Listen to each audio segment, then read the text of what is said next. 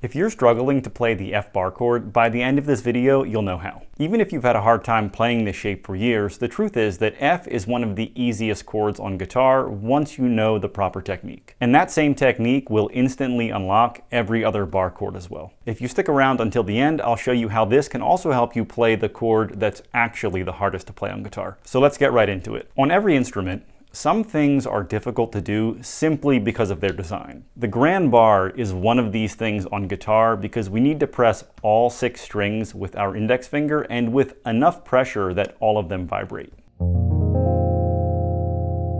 If you've ever tried to do this, then you know that it's not just hard. It can seem that no matter how much force you apply, you aren't able to fret all 6 strings. Or the times when you do get it, you're anchored so firmly to the fretboard you think, how am I supposed to move to another chord from here? But there's a common reason that this happens. Most guitarists are not using the correct muscles to play bar chords. Even if you're playing with higher action, you should still be able to easily bar any fret. My action is pretty low, but this Telecaster is strung up with flat wound 15s, and I can still easily play the bar. Not because I have superhuman strength in my fretting hand, I'm just using the muscles correctly. But the reason many players have a hard time with bar chords is because they're playing with their hand in the wrong position. Do a quick Google search for the F bar chord and you'll see images where the guitarist has their wrist bent like this. Now, you can play the chord this way, but you're missing out on a lot of power from your forearm that makes fretting bar chords effortless. And we can actually prove this to ourselves. Hold your wrist straight and squeeze your fingertips together as hard as you can. Now, while doing this, try to move your hand to the bent wrist position while still squeezing. And you'll notice that the only way to do this is release most of the pressure in your fingertips. But when we play with this proper technique, it's not just increased finger pressure that we gain leverage from our entire arm. With the straight wrist, you can pull your arm back and then counterbalance this with the forearm of your picking hand. And the pressure to play the bar is evenly distributed across the neck and body rather than just in the fingers of your hand. But what if I told you to play the F bar chord? You don't even need a full bar, because the F bar chord is the caged E shape up a half step. Since C, F, and A are being fretted by your other 3 fingers, you really only need to bar the low F and then the C and F above the E shape. So if you're still having trouble playing the F chord, you can first play the triad with your other 3 fingers, add the knuckle of your index finger for the top C and A, and then finally add F in the bass. To me, it feels like the index finger kind of arches over the central triad.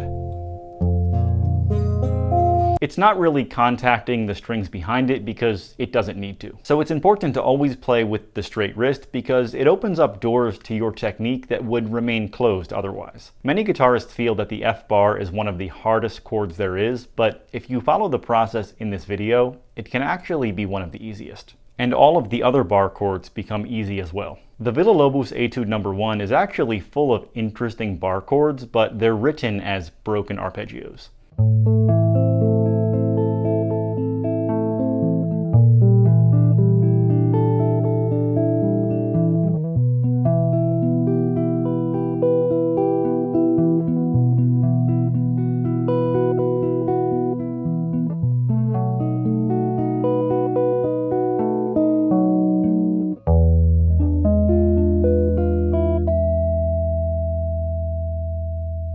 And before I play this for you, reinterpreted as a bar chord etude, I want to tell you about what I think is actually the hardest chord on guitar. Not F,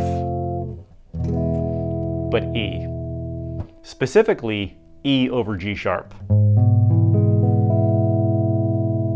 It takes some time to develop the finger flexibility to play this chord, but it's not impossible and does not require any natural talent. If you play with a straight wrist and practice, it's just a matter of time. Then it's just another chord to use in your music.